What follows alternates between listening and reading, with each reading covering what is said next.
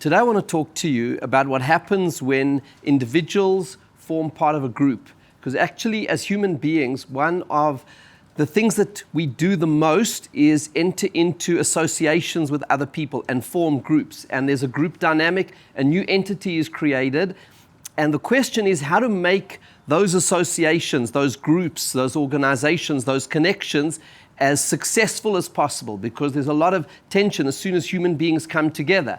And we form groups in all kinds of different ways. There's marriage, there's family, there's business, there's politics, there's community. All of these are essentially group dynamics, and we have to find our place within it. And if we can get this right, then everything else in life falls into place, because most of what we are doing most of the time is being involved in some kind of a group or an organization or an association or a community or a family or something. So if we can try and explore what that involves, and that's what I'd like to do with you. Try and understand the psychological and ethical dynamics of those groups, and then to work out how do we optimize it and get the most out of it in a way that we also don't lose our own individuality. And this week's Parsha is really about the idea of groups. It starts Vayakhel, the gathering of a community. The word kehillah in Hebrew comes from this week's Parsha, Vayakhel Moshe. And the Midrash Yalkut Shimoni says this is the only time in the entire Torah that a Parsha begins with this word Vayakhel, to gather in a community. And that's what Moses was doing, was creating a community. So our Parsha deals with that. And it's really in the context as well of a very traumatic event which happens in last week's Parsha. After the sin of the golden calf, the people are shattered, they traumatized, and now there's a healing process, and part of that healing process is to form a group. The question is, how do you form a group? And what happens when that occurs? How do you move from being and having the identity of an individual into the identity of being part of something which is greater than yourself? So the Parsha actually gives us directly the clue to that, and that is in one word, collaboration. When you come together to do something together. And that's what the Parsha begins, because they were doing a joint project, the building of the very first shul in Jewish history, the Mishkan. They all came together, everybody contributed financially. It says that everyone gave the half shekel, which was used for the silver silver platforms that held the beams of the Mishkan, and people contributed an additional half shekel towards the running of the tabernacle and this entire sanctuary. And so everybody was involved in different ways. Other people donated goods and materials. There were artisans. Everyone did something. And the amazing thing, which the Or HaChaim points out in this week's Parsha, it's actually a double Parsha, Vayakhel-Pekudei. In the second of the double Parsha, in chapter 32, in chapter 39, verse 32, it says that they all made this together, meaning even though everyone did their own part, and no one person built the whole thing, but the entire people is credited with the construction of the Mishkan, because everyone was involved in some way, and it was a collaborative partnership effort. And so what has really happened here is a dynamic. The Parsha starts with people being individuals, fragmented, single people. And at the end of it, everyone together forms a community, an association, a connection. What has really happened is that people have made the leap from a self-centered approach to life to something which is broader and more encompassing, entered into this new identity. And the way that they did it was through doing something, giving. And that's what it says in the Mishnah Pirkei Avot, chapter 2, Mishnah 5, Al tifrosh min hatzibur, do not separate from the community, which the commentators say, like the Rav and Rashi and others, it means get involved, help the community when the community is facing times of distress. So by doing things with other people, that already forms the idea of an association. But there's something else which comes out of another Mishnah Pirkei Avot in chapter 4, Mishnah 14. Rabbi Yochanan HaSandlar gives a very important code for the idea of a group and an association and a community, and he says, Kol knesia shehi l'shem shamayim, any gathering or association of people which is for the sake of heaven. And here he introduces another concept. A group is formed, a community of people is formed, a family, a marriage, a business, an association of people is formed, not only on the basis of doing something together, but on the basis of shared values. Because what is it that's going to unite individuals? You can all collaborate on something, but the thing that's going to hold you together, and this applies to family, to marriage, to everything, to businesses, you need to have a set of shared values. If you don't have the shared values, what's going to bring individuals who have their own personal self-interest to put aside self-interest, to say we're going to collaborate, we're going to do something together? There has to be that sense of shared values, because through the shared values you transcend self. But here's the really interesting thing. Shared values are not enough, because where did those values come from? And here we have the Avot Rabbi Natan, which is the Talmudic commentary on Pirkei Avot that comes as a companion to Pirkei Avot. And it says, when the Mishnah says that Kol Knesset Shili Shem Shemaim, any association which is for the sake of heaven, it says Sofal Hitkayim, will endure forever. And one which is not for the sake of heaven will not endure. And the Avot Rabbi Natan says, what is an example of something that is not for the sake of heaven? It was the generation of the dispersion, the Dor Haflaga, when the Tower of Babel, where it started off as a joint project. They were building this huge tower, a skyscraper that was going to challenge the authority of God. So they had common purpose, shared values. They had a project that they were working on. It seemed to have all of the ingredients.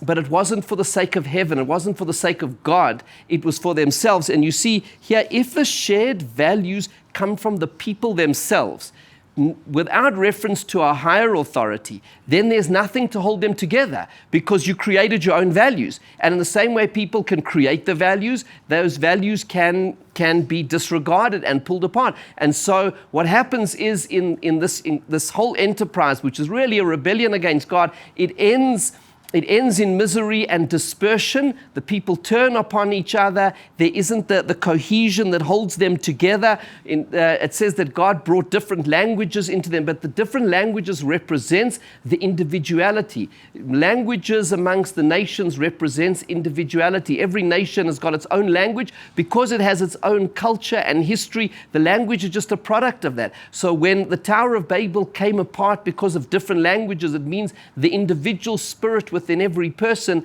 and so the shared values were not enough. That has to be for the sake of heaven. And what's interesting is the Mishnah doesn't say for the sake of God. Of course it means God when it says heaven. Why does it say heaven? Because Shamayim is the sky. You look up at the sky. So you have to look at something which is higher than yourself. If you're only looking amongst yourselves and the values can only come from self, so then in the same way you form the shared values, you can disband the shared values. There have to be shared values that no human being can reach, because they are beyond reach. And that's why when the Mishnah says, Al tifrosh min hatzibur, do not separate from the community, Rabbeinu Yonah says that means we should do mitzvahs together. In other words, the shared values, he says, Berov am hadrat melech, he quotes from the verse, in the multitude of the people is the glory of the king. When we do mitzvahs together, that brings God's glory into this world. When we collaborate on things which are not just projects, joint projects that we're doing, but we bring God's spirit into it. And that applies to us as the Jewish people. So the Orach Chaim actually says, actually the 613 commandments is the greatest collaboration that there is. There's no one Jew who can do all 613 commandments. No one. Some are only for Kohanim, some are only for Leviim, some are only for men, some are only for women. But as a nation as a whole, we can do it. So when we're talking about the shared values, we're talking about the shared values with Hashem and with His Torah. And that's why the Avot Rabbi Natan says, as opposed to the Tower of Babel, which was the prototype of the community of people, not for the sake of heaven. What is the association for the sake of heaven? That is the Jewish people standing at the foot of Mount Sinai. That is the ultimate community for the sake of heaven. So those are the two contrasting ones, and it applies in marriage, in family, and everything. If we want to hold a marriage together, that's why when a marriage starts under the chuppah, it starts with the Sheva Brachos. We're bringing God's presence in. We're saying what is going to unite this man and woman is not just their own shared idea that they want to spend their lives together. There is another dimension. There is God's presence. There is something that lifts everything to a higher plane. And so too, when raising children, when building a family, we need, when a parent is talking to their children, it can't just be, well, these are my values. No, these are not just my values. These are God's values. We as a family are actually committed to God. And that's an interesting thing. that the one exception to the mitzvah of honoring your parents is if your parents tell you to do something which Hashem said, do not do. Then the authority and the honor and the respect of parents stops, because it says that parents and children are obligated to honor Hashem. There has to be something higher than just what we agree to, because without that higher thing, what is going to hold us together?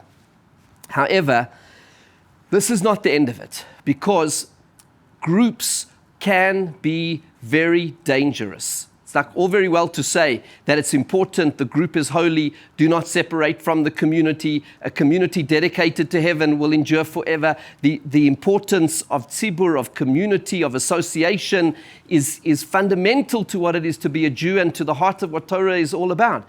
And yet, when human beings form groups, there is a tremendous danger that enters the world. The greatest destruction that has been unleashed on human civilization has been through cohesive, unified societies like Nazism and communism and Islamism, where there's a tremendous sense of we're all in this together, we have shared values, there's a higher cause, and then it unleashes the most unbelievable devastation and destruction. So how do we put this all together? You see, there is something else which balances the importance of community, and that is the Mishnah in Pirkei Avot in chapter 3, Mishnah 18, Chaviv ha'adam shenivra b'tzelem. Beloved is the human being created in God's image. And what this is saying is one human being.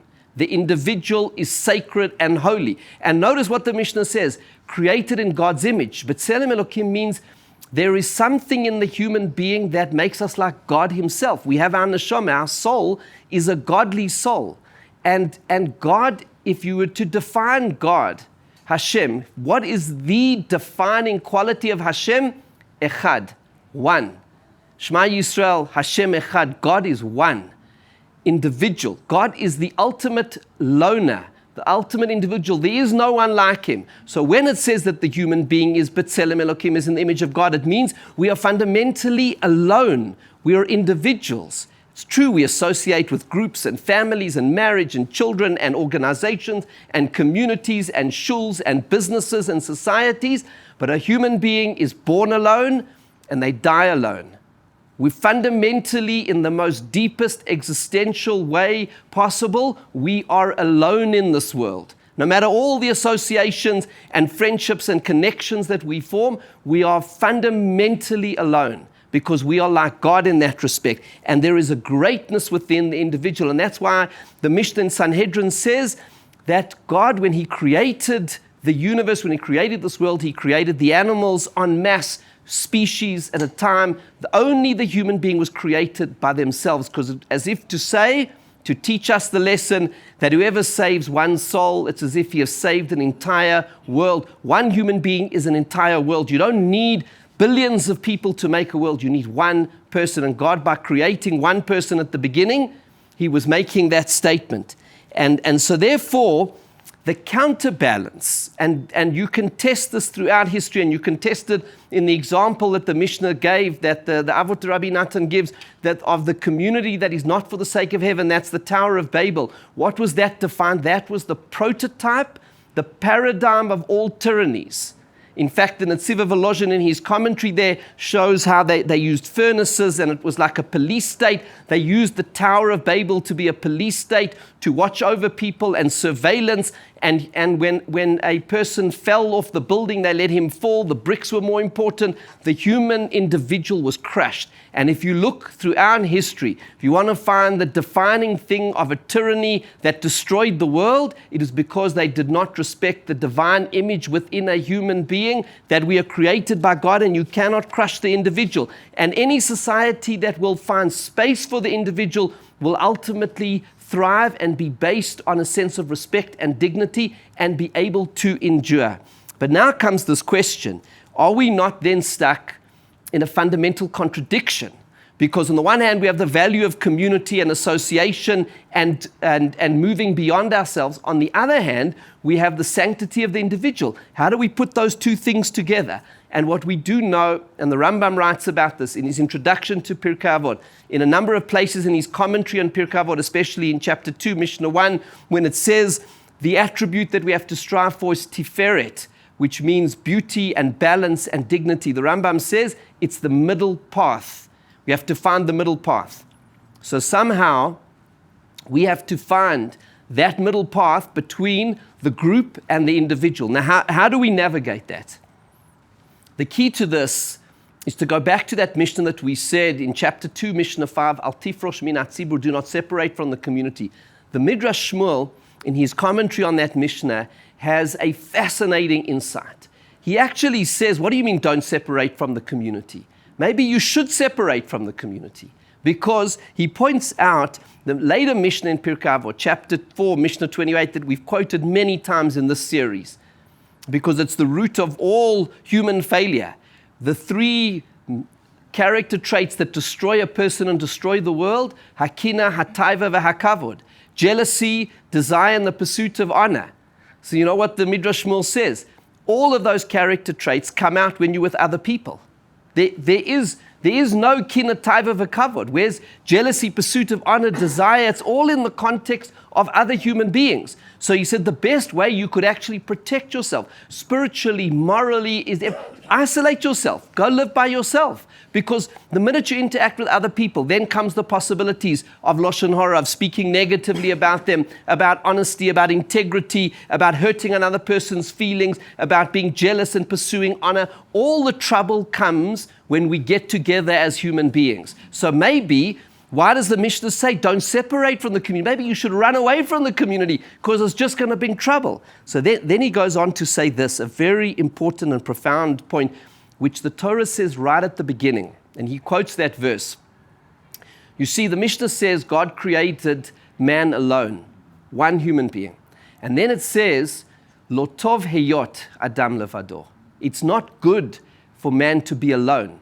And so it was created as one being, Adam and Eve as one physical body, and then God separated them according to the way that the Gemara understands it, the tradition that we have from Mount Sinai, to say that they were one entity and then they were separated. But you see, from the moment of the beginning, God wanted there to be a single individual, and he says, look, we are born as individuals, but you do need other people. You do need other people to grow yourself. And the Midrash Shmuel says, on the most basic level, firstly on a level of survival, a human being can't survive alone. We need fellow human beings for security, for well-being, for food, for nourishment, for shelter, for all of the things to protect ourselves from the elements. But deeper than that, we need other human beings to socialize ourselves. A human being who lives alone grows up like a wild animal with no socialization, because you don't have to take into account any other person. And so the socialization, the refinement, the development of the human being comes when you engage with other people. Now that is on the most basic level. The most basic level is I can't shout in a crowded room or run through a crowd of people because I'm going to bump into them. I need to obey certain norms and standards of society so that society can function in an orderly fashion. The traffic laws, whatever it is, there are norms that govern society, because without that there would be chaos. And the obedience to those norms is part of a self-discipline and a self-restraint. That it's not an infringement of freedom, it is self-discipline and self-restraint, because without that, you have wild animals. Human beings would be wild animals. So it is the formation of society that humanizes us in the most fundamental sense and takes us to a level which is much higher than the animal. Animals form groups. Lions hunt in packs. You have a groups and herds, and that is part of the natural kingdom. But the human being has another dimension, because we are not a animal that we move in a herd. There is something profoundly more noble and great, because we are created in God's image. And that then leads to this other point, that it says, Kol knesia shehi l'shem shemaim, for the sake of heaven. Says the Tosfos Yom Tov, what that means is to overcome ego, arrogance, the sense of self-centeredness. And so it is in combination with all of those things, which means this: the only way to develop ourselves as a human being, which means to overcome selfishness, to overcome ego, arrogance, to overcome jealousy, all of these things, is by interacting with other people. It's true it's true, as the Midrash Shmuel points out, that brings temptation. But when we overcome that temptation and we rise above self and we are able to be humble, refined, restrained, generous, empathetic people, then we achieve greatness. And without the interaction with other people, there is no way to do it. And that's when God said, Lo tov heyot adam levado. It's not good for man to be alone. He meant, firstly, we're not going to survive. Secondly, how will you achieve your purpose in life?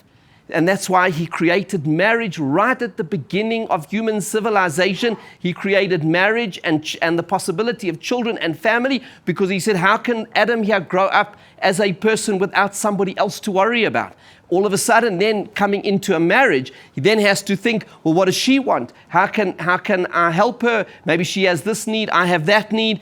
And in that negotiation and in that sense of sensitivity and empathy for the needs of another human being, and for compromise. Because compromise means I'm not going to put my own needs first, I'm going to put your needs first. If the human being doesn't go through that process, whether it's in marriage or whether it's in child raising or whether it is in business or whatever forum it is, there's no growth. The only growth that can happen is that connection and that interaction. And so actually what you have then in Pirkei Avot is this: two great values. The value of association, community, groups, people coming together, and then the sanctity of the individual. On a surface, they look like those values are at war with each other, but they actually serve and reinforce and complement one another, because it is through the community and the association of people that the individual has the capacity to find nobility and greatness. And it is in the community's respect for the sanctity and the uniqueness of the individual that it justifies itself from a moral point of view. The two together create a magnificent partnership. The tension between the two actually produces a beautiful creativity and the nobility of the human spirit.